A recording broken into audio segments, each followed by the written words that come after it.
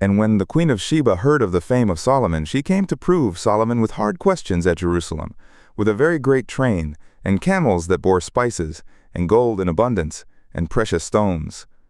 And when she came to Solomon, she communed with him of all that was in her heart. And Solomon told her all her questions. And there was not anything hid from Solomon which he did not tell her. And when the Queen of Sheba had seen the wisdom of Solomon, and the house that he had built, and the food of his table, and the sitting of his slaves, and the attendance of his ministers, and their apparel, his cupbearers also, and their apparel, and his ascent by which he went up to the house of Yahweh, there was no more spirit in her.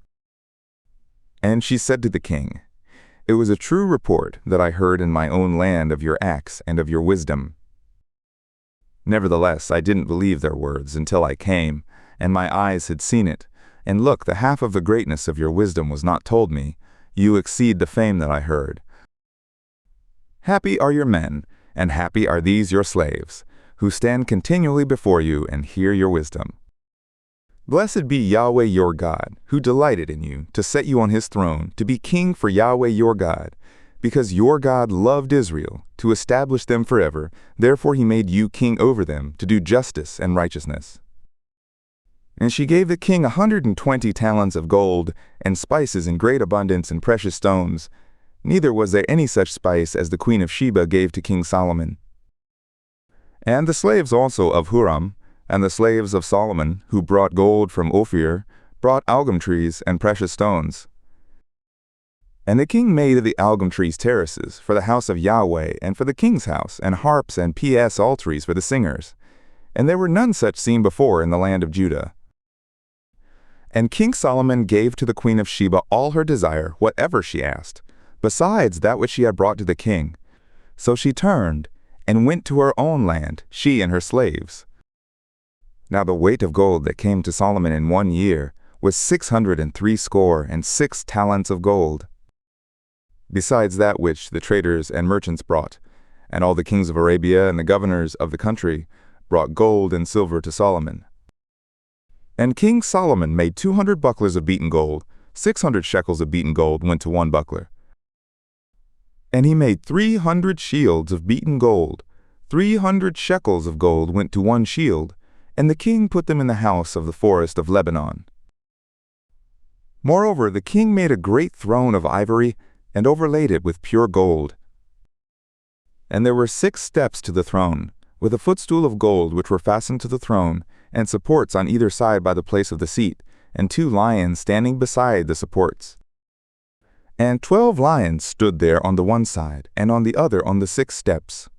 There was not the like made in any kingdom. And all King Solomon's drinking vessels were of gold, and all the vessels of the house of the forest of Lebanon were of pure gold. Silver was nothing accounted of in the days of Solomon. For the king had ships that went to Tarshish with the slaves of Huram. Once every 3 years the ships of Tarshish came, bringing gold and silver, ivory and apes and peacocks. So King Solomon exceeded all the kings of the earth in riches and wisdom. And all the kings of the earth sought the presence of Solomon, to hear his wisdom which God had put in his heart. And they brought every man his tribute, vessels of silver and vessels of gold, and raiment, armor, and spices, horses and mules, a rate year by year. And Solomon had 4,000 stalls for horses and chariots, and 12,000 horsemen that he bestowed in the chariot cities, and with the king at Jerusalem. And he ruled over all the kings from the river even to the land of the Philistines, and to the border of Egypt. And the king made silver to be in Jerusalem as stones, and cedars he made to be as the sycamore trees who are in the lowland, for abundance. And they brought horses for Solomon out of Egypt, and out of all lands. Now the rest of the acts of Solomon, first and last, are they not written in the history of Nathan the prophet, and in the prophecy of Ahijah the Shilonite, and in the visions of Etu the seer concerning Jeroboam the son of Nebat? And Solomon reigned in Jerusalem over all Israel 40 years. And Solomon slept with his fathers, and he was buried in the city of David his father, and Rehoboam his son reigned in his stead.